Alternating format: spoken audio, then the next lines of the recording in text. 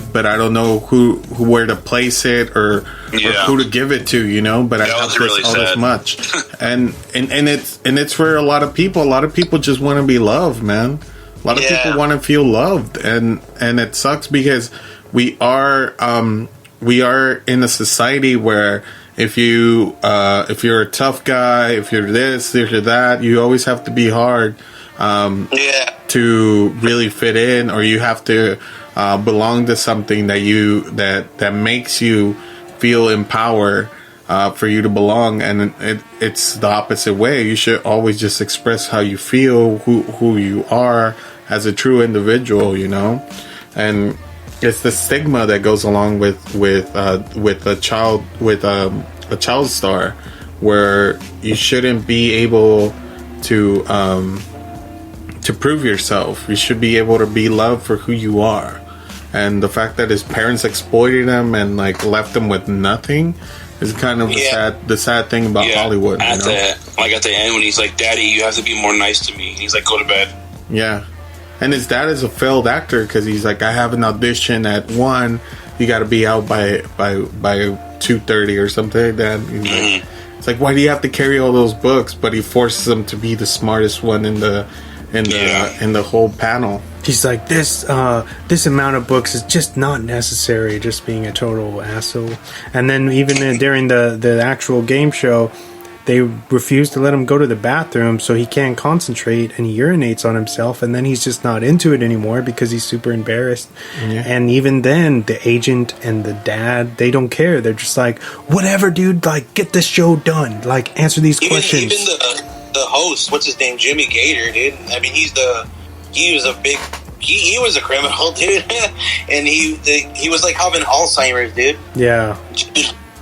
Because he was the one that basically didn't know if he raped his daughter, right? Like, he couldn't remember anymore.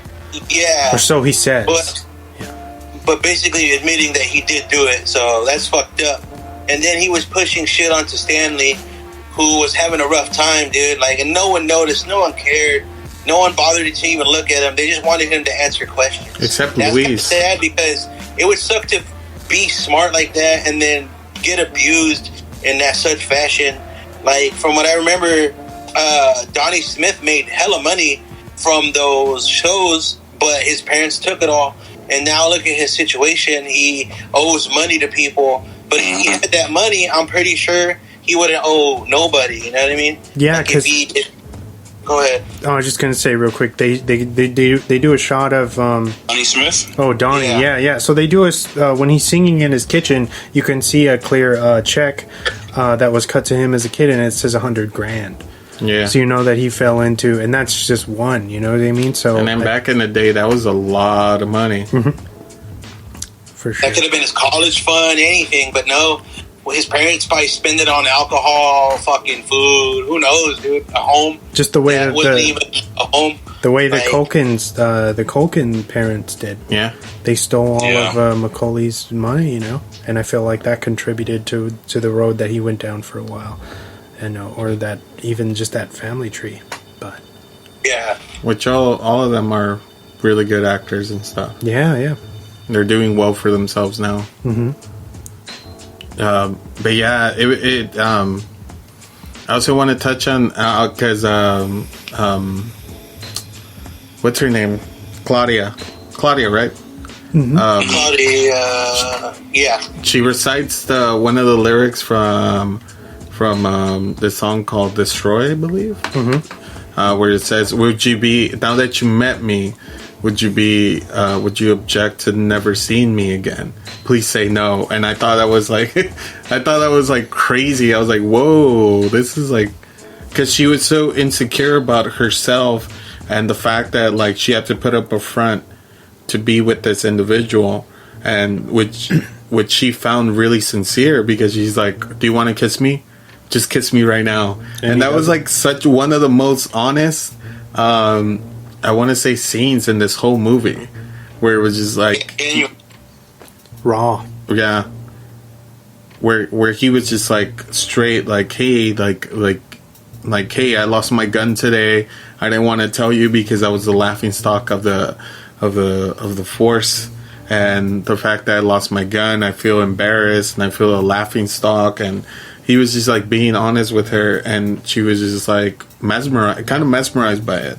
And I like how he said, tell me anything you want. And he's like, I won't judge you. He's like, well, I might judge you because that's who I am, but it's okay. I'll try not to. Yeah. It was beautiful because I feel like those characters, they ended up being each other's support system. Yeah. And that's an amazing thing, to see that kind of.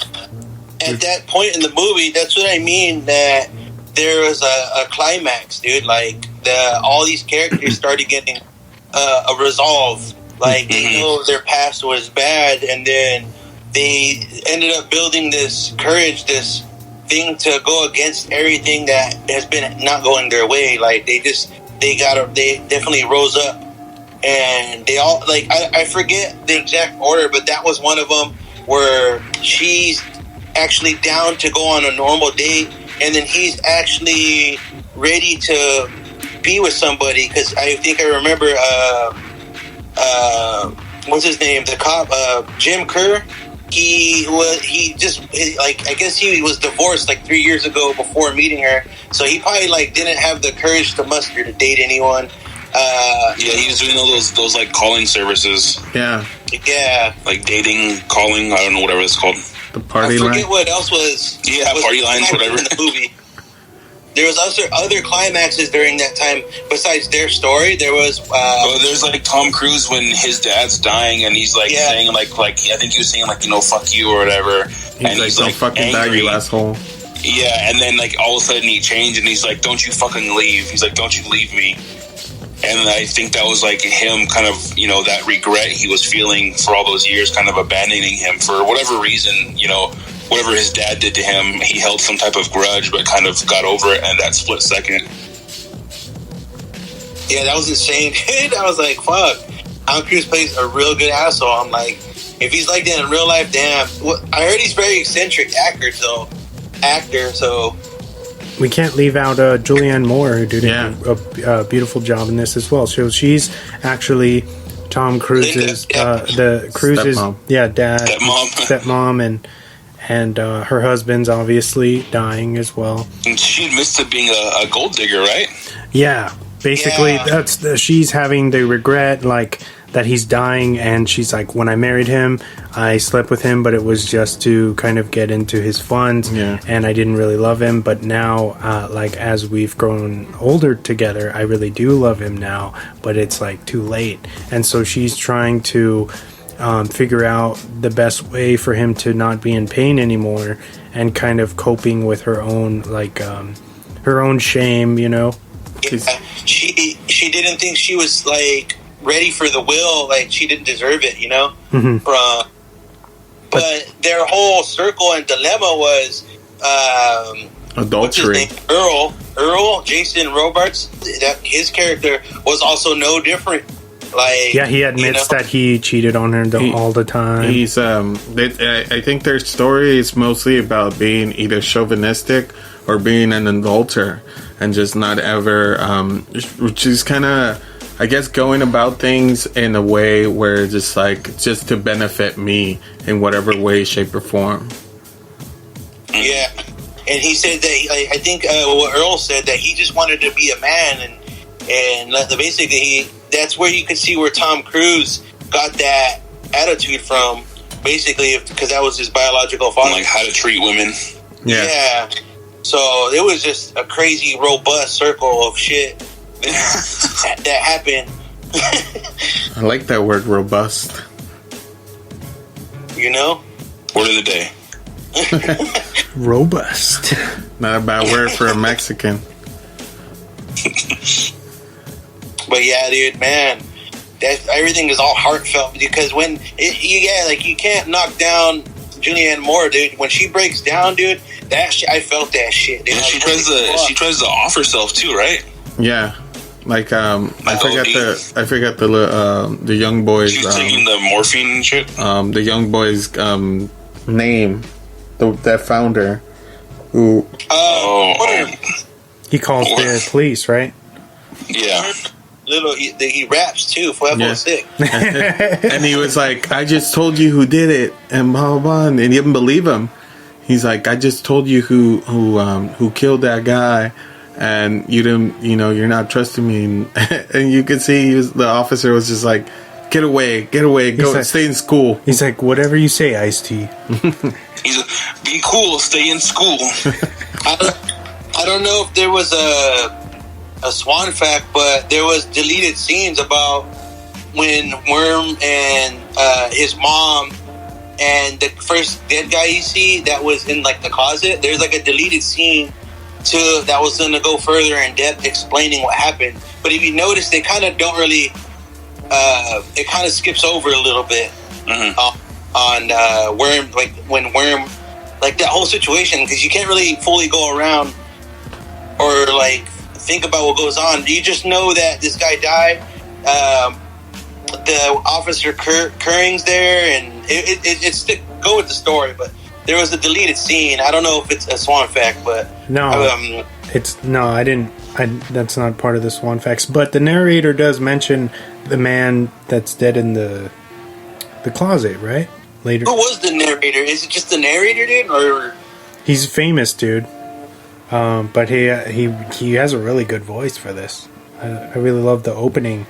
The opening was like super dope, where he's like explaining like these random occurrences, right? Like where the Jack dealer got picked up by the pilot, who the pilot the day before was over at the Jack dealer's table and tried to beat him up, and he picked him up trying to save the wildfires, and ironically picked him up while he was scuba diving, and how they're hanging for 3 men. And it was just like a nuts. It further proved. Was that like related to these guys' story, or was that just a taste of what we were going to see in this movie? Like, was it like at all related? It was kind of like just it was telling us that the universe is full of these random occurrences that have a bigger. Oh, okay. A bigger thing. Like, these things aren't necessarily, like I said in my intro, like random occurrences. Like it doesn't try to show why they're connected, but they do happen. Like, is that what you're trying to say? Yes. Well, like I feel like they're hinting at maybe these things aren't just happening from coincidence. Maybe it's part of a bigger picture where this stuff is meant to happen for a reason, to perpetuate something else, It's kind of like the mom and dad, when they were arguing, they threatened each other with a shotgun, and they accidentally, their son tries to commit suicide at the same time, and when the shotgun goes off that was loaded, kills his son, who was also kind of being saved by a safety net that was down at the street level. And then you find out that basically the son had loaded the weapons for his dad and mom to hopefully kill each other, but then the mom ends up firing at the exact, like, outside the window. She fires a gunshot and it kills the son, who is committing suicide, who would have been okay with the safety net had he not got shot in the gut. Yeah, dude, that was crazy. Insane. Like, first 15 minutes to like this movie, I was like, holy shit.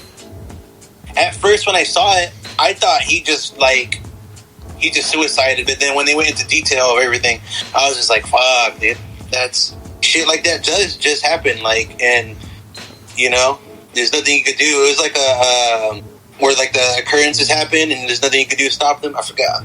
Final Destination. Yeah, dude. Like that, dude, but in a 3-hour movie. Less intense, but that shit was crazy. He just got, imagine that impact of getting blasted while you're already falling down. Imagine like the gravity and everything. Holy shit. How the way that they shot that is so seamless. It looks real. It's crazy because he said, what did he say? He's like, he was killed instantly but still fell. I was like, oh crap. Once he was, when he passes the window, he died in midair, and then he gets caught by the safety net. Had he never loaded those weapons, he would be fine. Yeah. Wow. And they do like the little arrows and the math and shit. Like I was like,